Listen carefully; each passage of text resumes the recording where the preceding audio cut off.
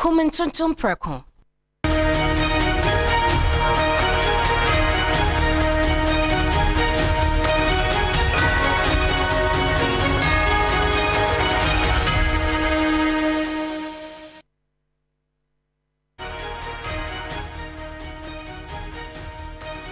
Hello, good evening. This is Ghana Tonight. I am Alfred Okanse. Coming up tonight, the Speaker of Parliament, Right Honorable Alban Sumana Kingsford Bagwin, raises procedural concerns over the human rights, that is, human sexual rights and Ghanaian family values bill, also known as anti-LGBTQ+ bill, casting fresh doubt on its path to presidential action. The President, John Mahama, has been speaking about it as well in London. Stay with us. Also, Ghana's High Commission in South Africa temporarily suspends registration for evacuation to Ghana.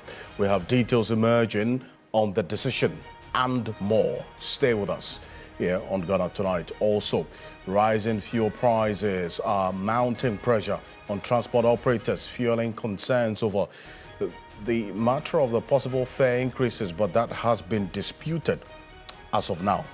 What exactly will the coming days look like? Stay with us here on Ghana Tonight. We will definitely give you some more details on this. Well, so we have this and more, including key highlights from the ongoing Ghana-UK Investment Summit in London. Christian Yale is a man there for us. And then also there's some news coming through from the Ghana Immigration Service. Some persons, women have been, or ladies, and in fact children have been rounded up somewhere in the Ashanti region, Asenkregwa specifically. What exactly were they in there to do? Stay with us. We'll tell you. You're an integral part of the conversation. Let's hear from you. The hashtag we're using is Ghana Tonight on Facebook and on X. Let's get talking.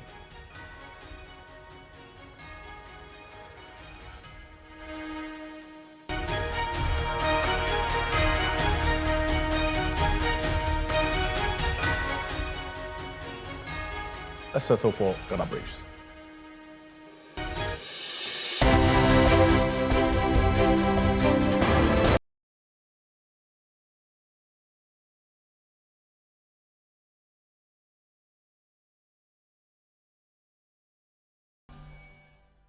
Speaker of Parliament Alban Bagwin says he was surprised at the speed by which the Human Sexual Rights and Family Values Bill was passed by Parliament. He has, as a result, summoned the two leaders of the House to explain matters to him, insisting such a critical bill must be passed by consensus. And in fact, when it was passed on Friday, it was even a surprise to me, because I knew that they were going to start the consideration of the bill. And that was the instructions I left before I went to attend to other activities. It was Friday, and members wanted to go home early to their constituencies, what we were going to see today. And so I knew they wouldn't have completed it. But all of a sudden, I read about this passage. I reacted, and later I saw on TV all the things that happened.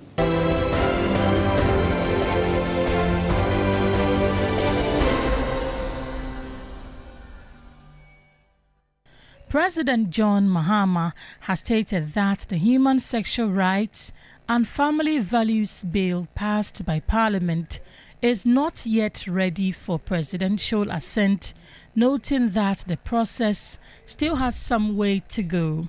Speaking at Chatham House in London on Monday, he explained that concerns have been raised regarding the bill's passage. The president has a number of options in this matter. It must come for assent, and so once the president gets it, you go through it because you are not part of the discussion in Parliament.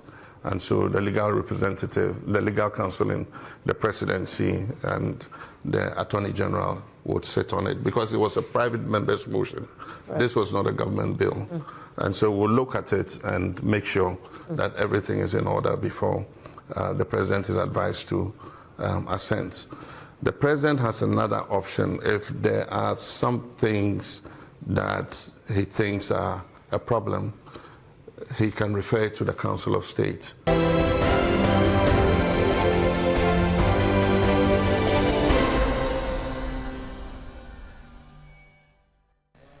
The minority caucus in Parliament has accused the government and the ruling National Democratic Congress of weakening the human sexual rights and family value bills through extensive amendments before its passage by Parliament last Friday.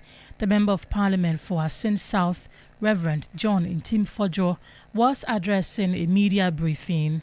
Promotion of and advocacy for activities prohibited under this act. This is the main thrust of the object of the bill.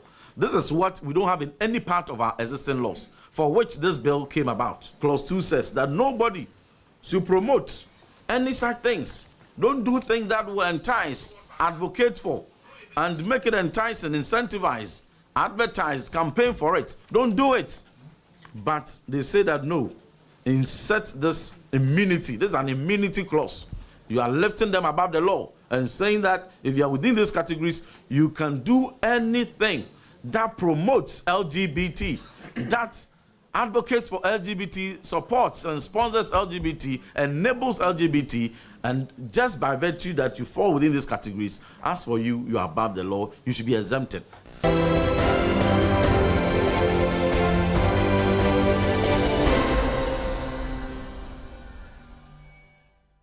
Minister for Foreign Affairs says that all is set for the second batch of Ghanaian evacuees to leave South Africa once a landing permit is granted by the South African authorities for the aircrafts to land.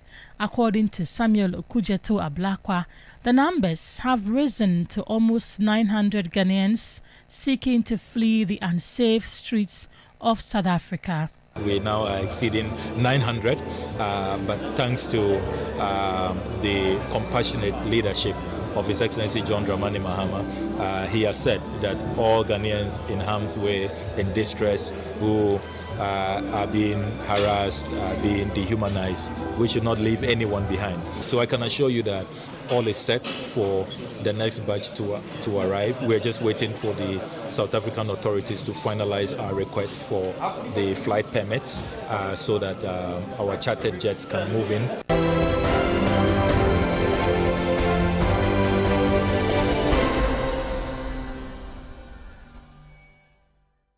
60-year-old man Eric Mante, who injured his son after tying and dragging him behind a quad bike at North Legon, has been granted bail by the Adenta Circuit Court. This was after he pleaded not guilty to charges leveled against him by police. Earlier, the MP for Medina, Dr. Francis Xavier Susu, maintained that the accused's failure to apologize for his actions would warrant a full trial. We are not taking it lightly because many have said that maybe perhaps because he's a person with physical challenge, it means that we just have to let him go, but it can't work that way. If you are physically challenged and you decide to be wicked and be criminal, the law will deal with you. And so I am hopeful that he would just plead guilty simpliciter so that we probably appeal to the court for a non-custodial sentence or something, given his condition. However, if he chooses not to do that, then we will push fully for the full sentence that he deserves.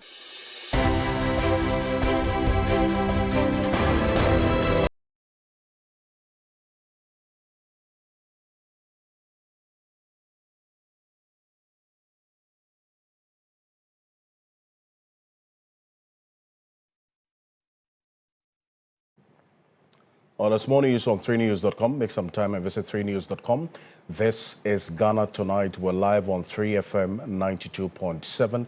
Also on TV3 Ghana on Facebook and on DSTV channel 279. We're all across the world on 3news.com. Also on 3News on YouTube. As always, it's brought to you by Sasso. It's Spray and Coil, Kum Tum Tum Precum. Coming up next year on Ghana Tonight, the Ghana Immigration Service, and this is information we're just getting. It came through not too long ago. The Ghana Immigration Service has rescued some 122 trafficking victims and returned 105 safely to their homes. That's information that we're getting right now from the Ghana Immigration Service, and we're going to show you videos of these persons, 122 of them, That's what we're talking about right now. And this is information we got through from the Ghana Immigration Service. And this is it. The Ghana Immigration Service, just about an hour ago, gave us this information saying 105 trafficking victims have been safely returned to their home countries after an intelligence-led operation uncovered a suspected human trafficking network in Asenkrigua. Asenkrigua is in the Ashanti region. A statement issued by the Ghana Immigration Service give details of this particular information as we have it. And we got through earlier today. This is about an hour ago that this information came from the Ghana Immigration Service. And this is it. And these videos that they made available to us is what you're seeing on the screen right now. And based on the details as we have it from the statement from the Ghana Immigration Service, they say the raid, that is the 112 individuals suspected of being trafficked into Ghana, this raid carried out on May 20, 2026 by the Asenkrigua Sector Command under the Assistant Commissioner of Immigration, ACI Kwabena Ejay, targeted premises believed to be hosting persons engaged in commercial sex activities in the area. That's what you see on the screen there. Also, and that's with the Ghana Immigration Service, they say that initial screening revealed the group comprised 110 Nigerians, 1 Beninois, also 1 Cameroonian, all females, aged between 12 and 38. They were later transferred to a hiding area by these persons who brought them in. Also, we're going to put the visuals of these ladies on the screen right now from the Ghana Immigration Service.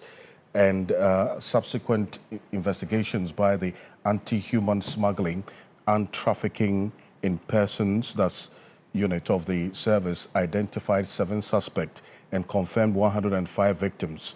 The National Operations Department of the service, working closely with the relevant embassies and Cameroonian community representatives in Ghana, facilitated the safe return of the victims to their home countries.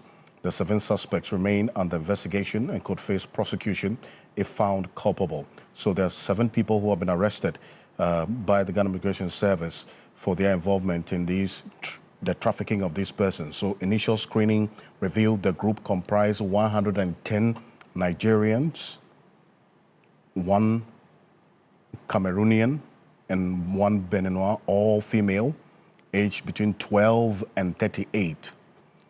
That's the information that we have. And they are currently in the holding center in the Greater Accra region for further processing.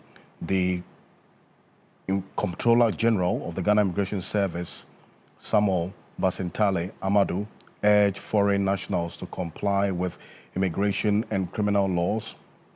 He reaffirmed the service commitment to collaborating with other security agencies to combat human trafficking, migrant smuggling, and related transnational crimes, while protecting vulnerable population from exploitation. So this is from the Head of Public Affairs Department of the Ghana Immigration Service, DSI Barbara Sam.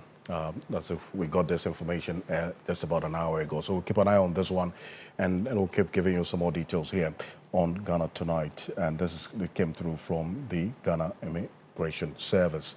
Now, let's go straight up to, coming up next, go straight to the matters of anti-LGBTQ plus, this bill that was passed by Parliament on Friday. Well, there's a latest to it, and this is a developing story of the last 5 hours. Could procedural hurdles derail the controversial anti-LGBTQ plus bill? That's the question we're asking this evening. The Speaker's latest concerns are raising fresh questions, and that's actually complemented by the President. The President, John Dramani Mahama's statement during an interview earlier today as well. But let's start off from what the Speaker of Parliament, Right Honourable Alban Sumana Kinfo-Gbagben, said, that he was surprised at the speed by which the Human Sexual Rights and Family Values Bill was passed by Parliament on Friday. He has, as a result, summoned the two leaders, that's a majority and a minority in Parliament, to explain the matters to him, insisting such a critical bill must be passed by consensus. And that consensus clearly, from what we saw on Friday preceding the passing, was not reached. And this is the Speaker earlier today. Take a look. You know the copious instruments and laws on human rights. All over, you have to go through all, from the UN Charter to the African People's Rights and what, all, you have to go through all. Then we have also our development partners who have a lot of contribution to make. We had the United Nations coming in with proposals, some memo and everything.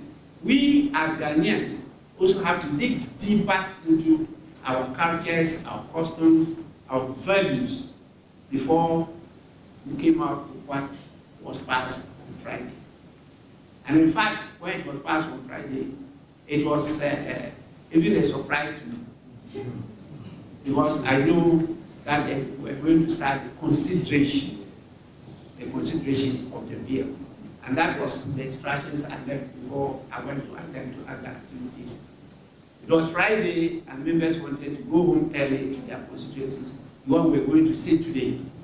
And so I knew they wouldn't have completed it. But all of a sudden, I read about this passage. I reacted, and later I saw on TV all the things that happened. And so this evening, I've asked the leaders to meet me in my office. So they will be here for us to go through it. This is such a critical bill that we believe there must be consensus.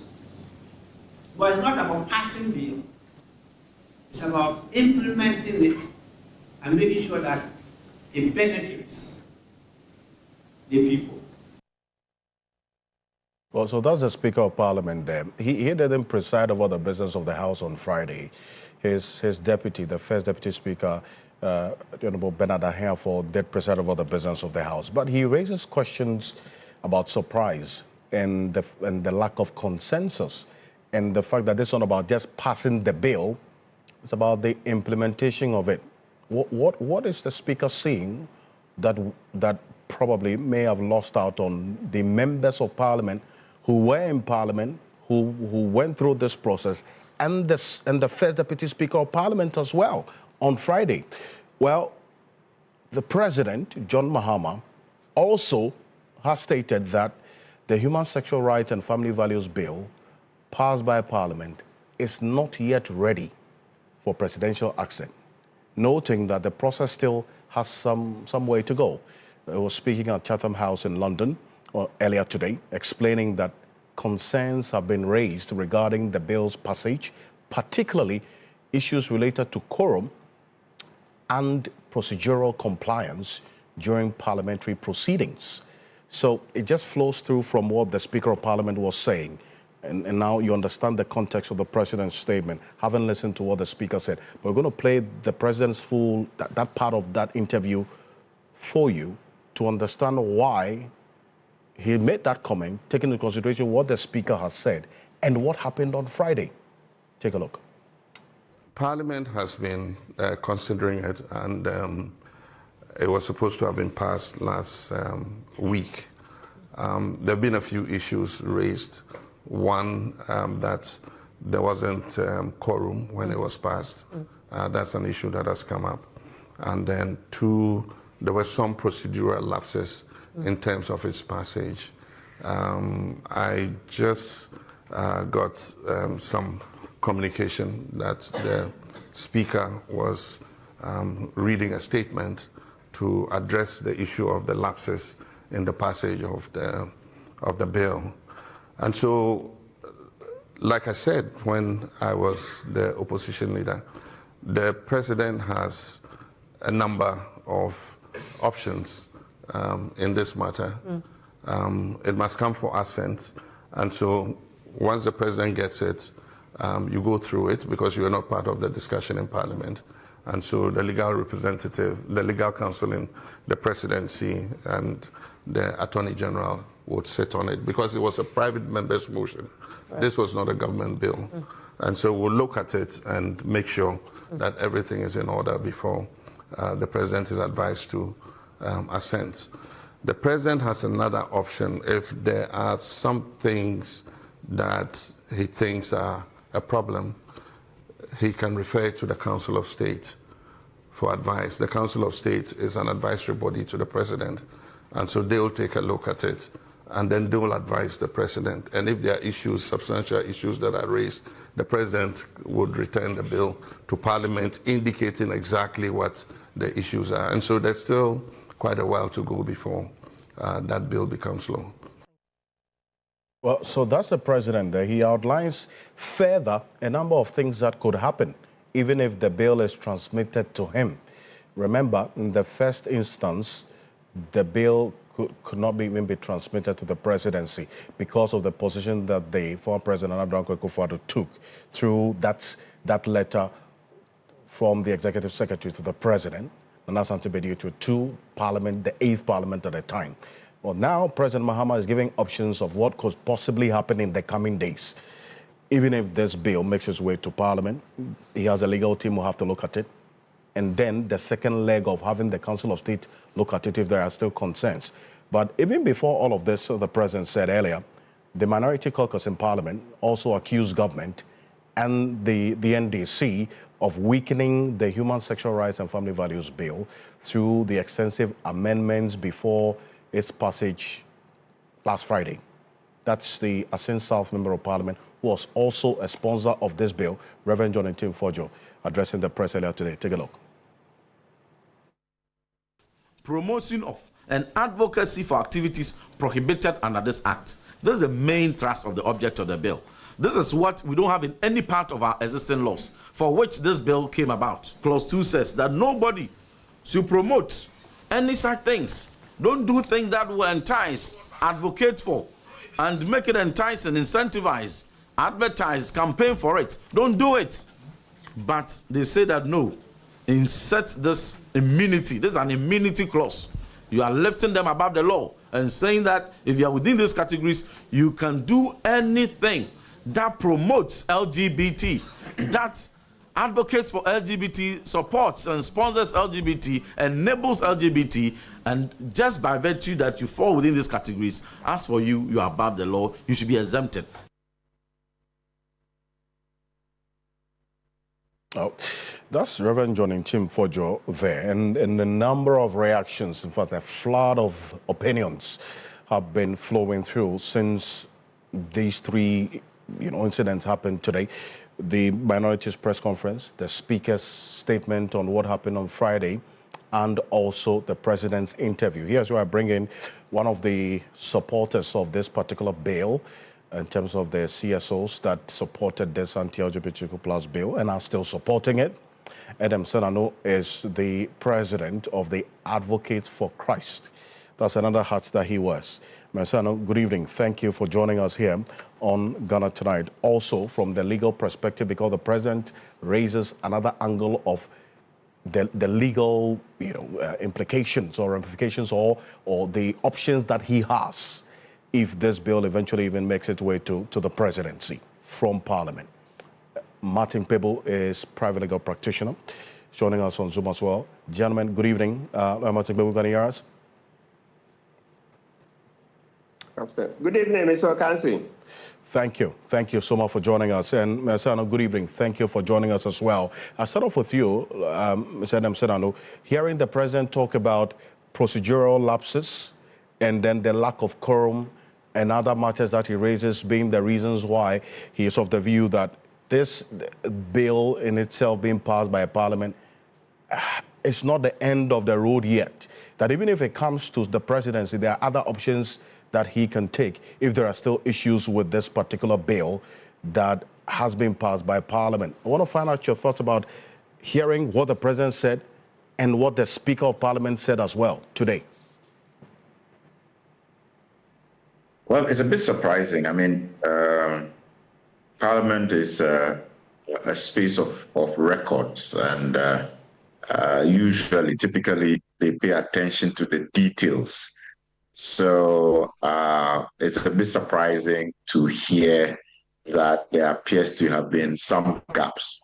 However, I am delighted to note that they are making efforts to pay attention to the detail so that there are no procedural lapses that eventually crop up, and therefore you then raise more reasons why people want to push against it or go to court, etc. I think that there's no need to rush. So much time and effort has already gone into this that if there are a number of things, and when I looked at it, I have some questions on one or two of the exemptions on the clause 9 part of it. So I think it's a good thing that they are taking a second look at it. Otherwise, I would have expected that the president under Article 106 would identify some of these weaknesses and send it back to Parliament. Right, and Martin Kpebu, your thoughts as well on this latest development regarding what the president has said, which you have heard, and then also what the speaker has said about his surprise of learning that this bill was passed by Parliament. Adam Senano raises the matter of the scrutiny and attention to detail that Parliament is expected to or has been practicing over time, and so something like this and the speaker's surprise is one that also surprises him. I want to find out your thoughts on this one as well. Okay, so let's separate the issues. When it comes to quorum is not one of the issues that would go very far, okay, speaking candidly, because, on the matter of quorum, as part of the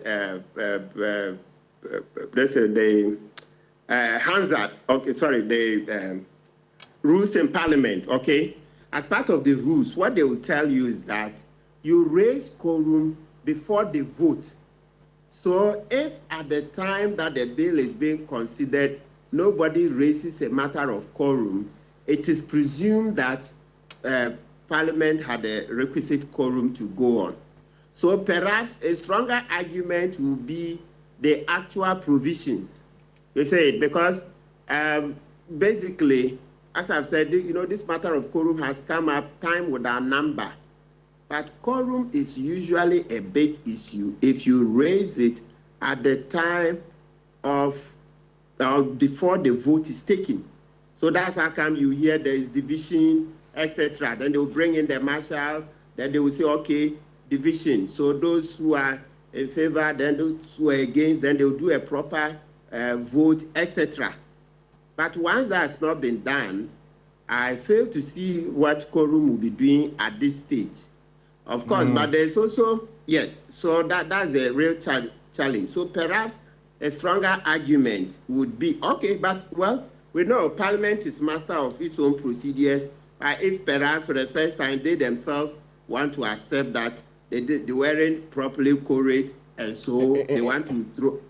In fact, I've also been listening to the Majority Chief Whip, Nelson Ross Davenport, who says they actually had quorum and that the votes and proceedings were corrected today to reflect the fact that they had quorum. So, yeah. That is it. That's it. You see, I said it. The Rules of Parliament, that book, I want to remember the name of the book. You see that rules, when you read through, and this is not the first time quorum is being raised, and they'll always tell you that it's before the vote is taken. So it's like how we say usually before a couple marry, though it doesn't apply all the time, but they'll say, hey, if anybody has anything against this marriage, the person should say so now, or forever hold your peace, or forever hold your peace. Of course, when you come into law, you know that it's not forever hold your peace. If later you find grounds that the marriage is not well, there's what you call celebrated, it can be annulled. But I'm just showing that common example. So quorum, I'm happy that Femopois mentioned it. That doesn't go far. But the president has grounds to look at the actual provisions, and under Article 106, this refer to the Council of State, like you said, or he himself will show why he would not assent to it. That's within 7 days after he has received it. Article 106 says that within 7 days after he has received it, he will send a message to Parliament, the Speaker, to show whether he will sign or he would not, or whether he would send it to the Council of State.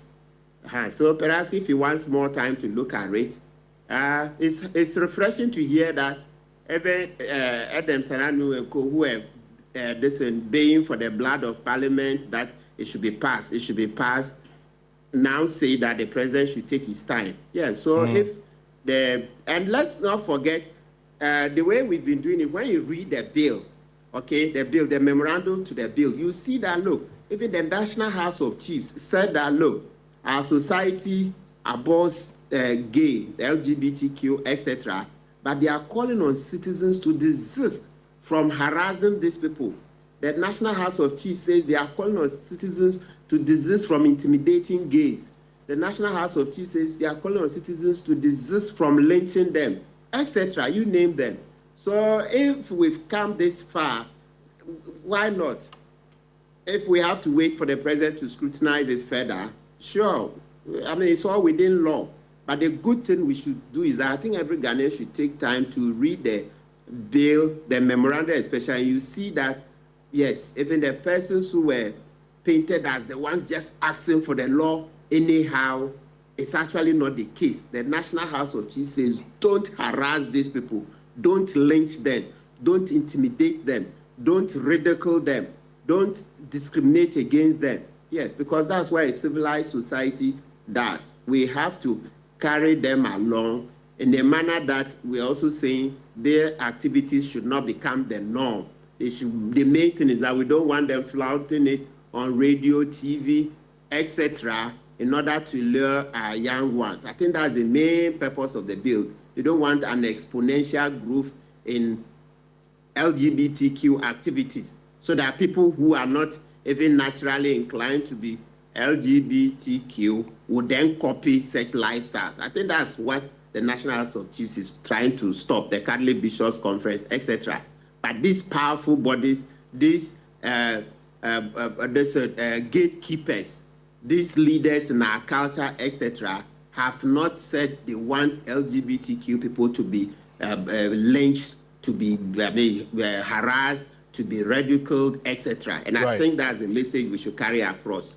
I see, and Ms. Adam Serrano, so that much Bible references the point that you make, that to the extent that this bill, in terms of its deliberations, has come so far, maybe this development is viewed in some sort of a good development of a sort to ensure that the right things are done so that when the bill is eventually assented to, it will not be subject to litigation in itself.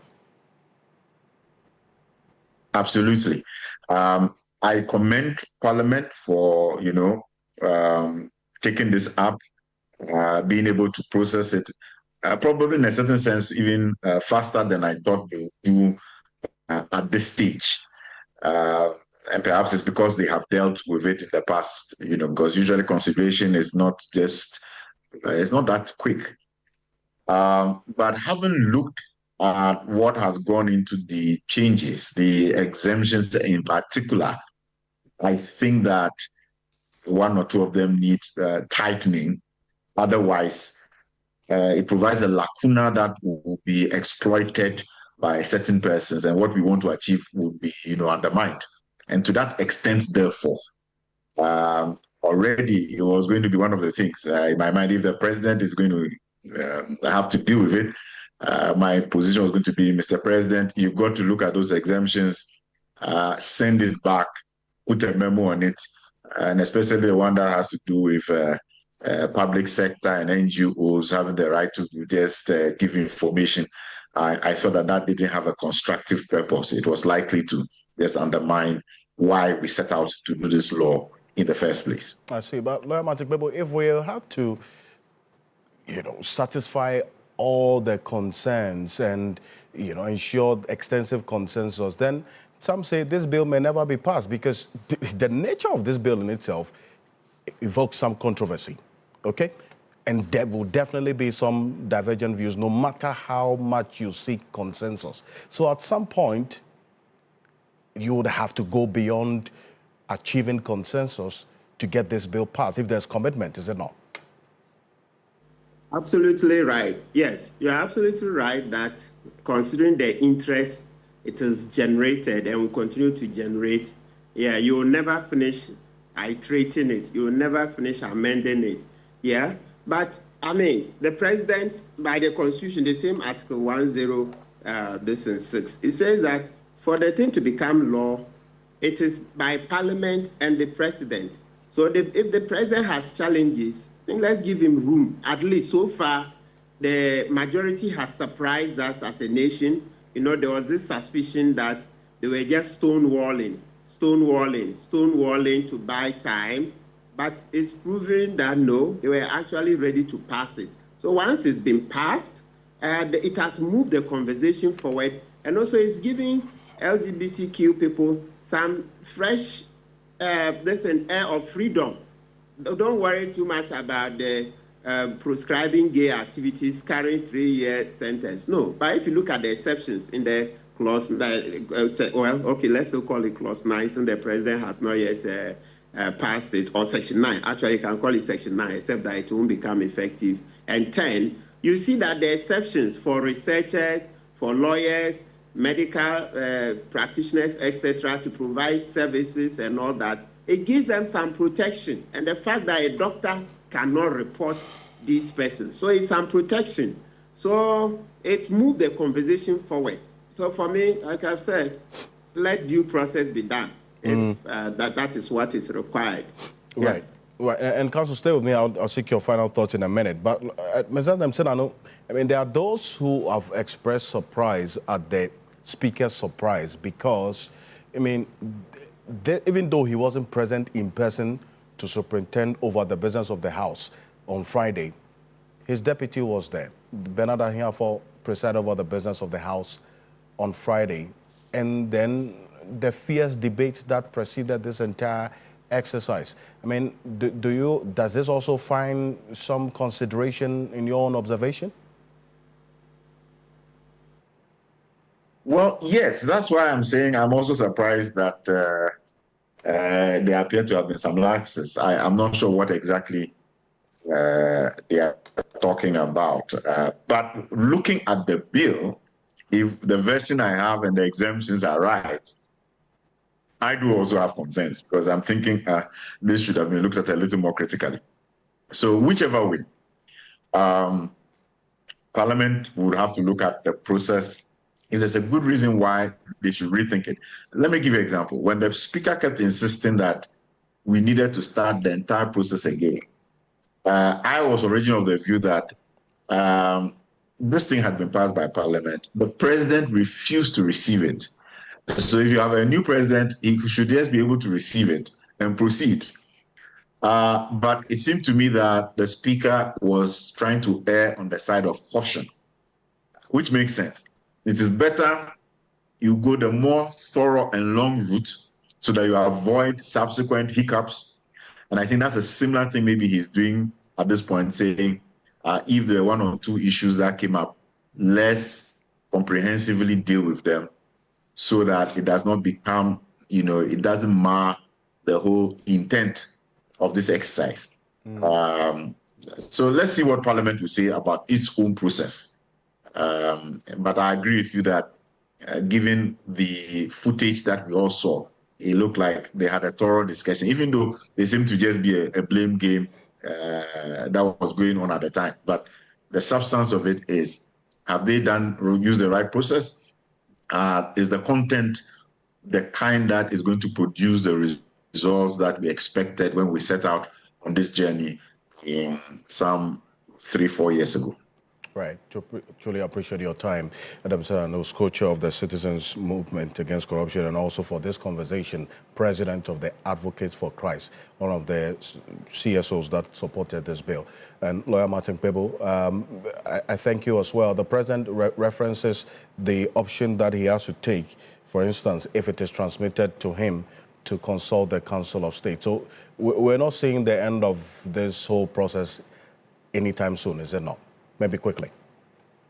Absolutely. So if the president is already telling you even though he has not yet received it, I mean, like physically it doesn't appear he has received it, and he's telling that he has an option to refer it to the Council of State, then the next thing we should note is that under that same Article 106, Clause 8 there, but it says that when it goes to the Council of State, then they shall have at least, 90 days. Yeah. No, okay. Generally, if you look at the things that's Article 90, sorry, that's different from the 90 days. So by looking at the duration that it can take in the Council of State, right? So a few months more. And then you're looking at it, perhaps one or two things will change. So when it comes back, so you see that the president can deliberately send it to the Council of State, then it comes back, then it goes back to Parliament for them to reconsider. And when they reconsider, even if they pass it, he's not bound to sign unless they can gather two-thirds majority. So that's the danger, yes. So once it goes to the Council of State and comes back, there is the option that if they want it to pass willy-nilly, then on that occasion, there must be at least two-thirds majority. Otherwise, when it goes to the president, he's not bound to listen. He can still give reasons and not sign, because the 106 Clause 9 says that when it goes, the second reconsideration, let's read it basic a little bit here. It says, where a bill reconsidered under Clause 9 of this article is passed by Parliament by a resolution supported by the votes of not less than two-thirds of all members of Parliament, the President shall assent to it within 30 days after the passing of the resolution. So the point I'm making is that when it goes to Parliament, the Council of State and comes back, the only way they can force the hand of the President to sign is if they have two-thirds majority. If they don't have two-thirds majority, then there's no compulsion. And so it could be another cycle of go again, come again, go again, come again. And also take into consideration Parliament's own calendar, right? Because they'll go on recess in between. And that also fits into the time. I appreciate you, Counsel, for this. Thank you. Thank you so much for your time. Martin Pebo is private legal practitioner. It gives us a pointer as to how the coming days will look like. Clear detail there. But coming up next on Ghana Tonight, why has Ghana's High Commission in South Africa halted the evacuation registration for Ghanaians willing to leave that country as a result of the xenophobic attacks? We're going to get some details from a statement that has just come through right now from the Ghana High Commission in South Africa. They're giving details of the temporary suspension of the registration for evacuation to Ghana with effect from tomorrow, June 2. We have a statement to that effect. We're going to put it on the screen. But this is it. The High Commissioner of the Republic of Ghana to South Africa wishes to inform all Ghanaians residing in South Africa that registration for the ongoing voluntary repatriation exercise will be temporarily suspended with effect from 2nd June. That's tomorrow, 2026. It continues. The temporary suspension is to enable the High Commission and the Home Affairs process and screen the large number of applications already received. And this is the number you need to take note of. To date, over 1,500 Ghanaians have registered, and the verification and processing of these applications is currently underway.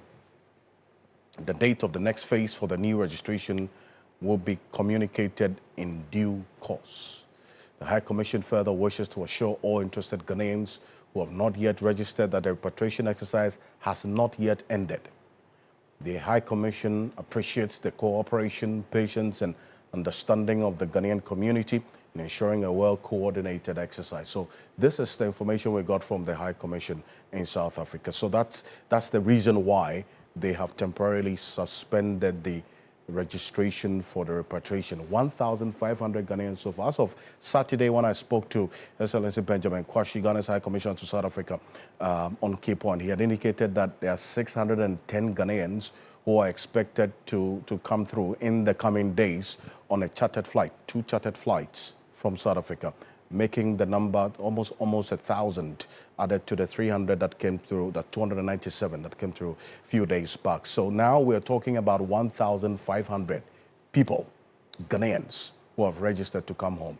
And also the information that we have about almost 15,000 Ghanaians across South Africa. So that gives you an idea of what they're having to deal with if this matter is not dealt with, or that the xenophobic issues are not dealt with as soon as possible. But the Foreign Affairs Minister, Samuel Okudzeto-Ablakwa, says all is set for this second batch of Ghanaian evacuees to leave South Africa, the 610 that I talked about on the 2 chartered flights.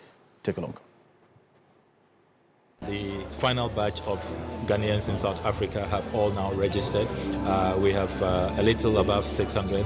Earlier, those who wrote their names was in the region of 800, but it's clear that we'll have to go beyond that. We now are exceeding 900, but thanks to the compassionate leadership of His Excellency John Dramani Mahama, he has said that all Ghanaians in harm's way, in distress, who are being harassed, being dehumanized, we should not leave anyone behind. So I can assure you that all is set for the next batch to arrive. We're just waiting for the South African authorities to finalize our request for the flight permits so that our chartered jets can move in. What is beautiful about the registration we are doing is that we do it in collaboration with the Department of Home Affairs, the South African authorities, who are there at our High Commission to check for people who they are looking for in their database, people who are wanted, suspected criminals. And so far, not a single Ghanaian is of interest to the South African authorities. So again, this claim by some propagandists, those who seek to tarnish the image of Ghana, that our citizens were lawbreakers, the evidence does not support it. So clearly Ghana is not responsible for any high crime rates or any, Well, President Mahama has also been speaking about this. He's criticized South Africa's response to recent xenophobic attacks. According to the president, the country's authorities appear to do little to protect displaced foreigners. He also speaking at Chatham House in London. President detailed how Ghana was forced to intervene after its citizens came under attack. Take a look. We have led Africa in the liberation struggle, and under our first president, we pushed for African continental unity, and Ghana has been at the forefront of Pan-Africanism. And I must say that we have achieved our pride of place again at the forefront of Pan-Africanism. Recently, we went to the United Nations. The African diaspora and indeed Africans on the continent have been struggling over the issue of reparations for so many years. We became the champion of reparations and restitutive justice. This is Ghana Tonight. We're back after this quick break. We'll tell you about the fuel prices at the pumps, and then also what the coming window, that's the second pricing window in the month of June, will look like. The President and Chief Executive Officer of the Chamber of Bulk Oil Distributors, Dr. Patrick Ofori, is going to be joining us after this quick break. Stay with us.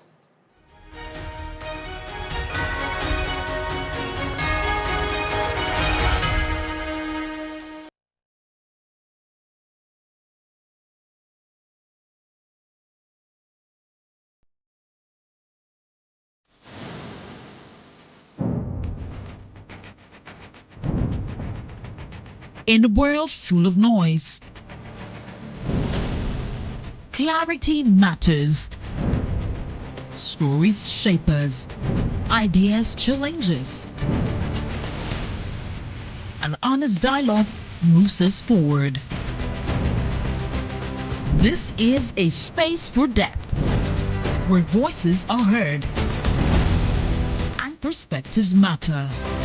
Conversations with Dr. Abinanya Kwasmini, coming soon on TV3. TV3, first in news. Ghana's Most Beautiful is 20 years, and to kickstart the special anniversary season, you are warmly invited to an exclusive royal ball and fundraiser for a legacy project. An evening shared with our cherished partners, distinguished past queens, and the remarkable individuals who have shaped this journey over the years. Join us at 8 p.m. sharp on the 6th of June at the Adisa Pavilion within the prestigious Labadi Beach Hotel. Red carpet is live at 6 p.m. Come for the elegance, stay for the purpose, be part of the legacy. Ghana's most beautiful 20 years of culture, grace, and legacy. This event is strictly by invitation.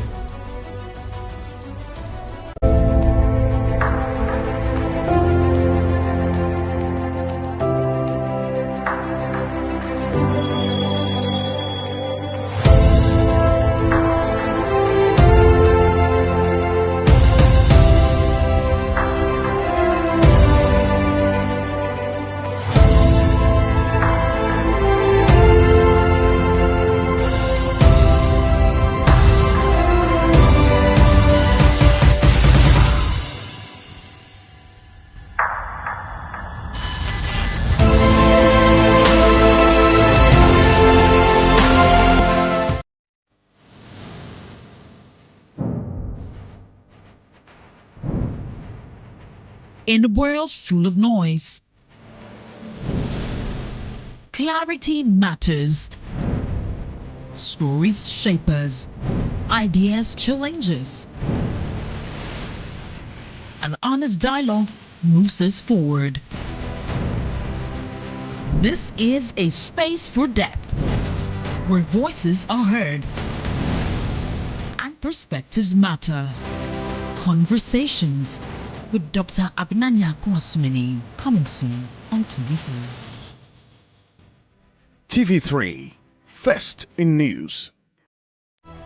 Ghana's most beautiful is 20 years, and to kickstart the special anniversary season, you are warmly invited to an exclusive royal ball and fundraiser for a legacy project. An evening shared with our cherished partners, distinguished past queens, and the remarkable individuals who have shaped this journey over the years. Join us at 8 p.m. sharp on the 6th of June at the Adisa Pavilion within the prestigious Labadi Beach Hotel. Red carpet is live at 6 p.m. Come for the elegance, stay for the purpose, be part of the legacy. Ghana's most beautiful 20 years of culture, grace, and legacy. This event is strictly by invitation.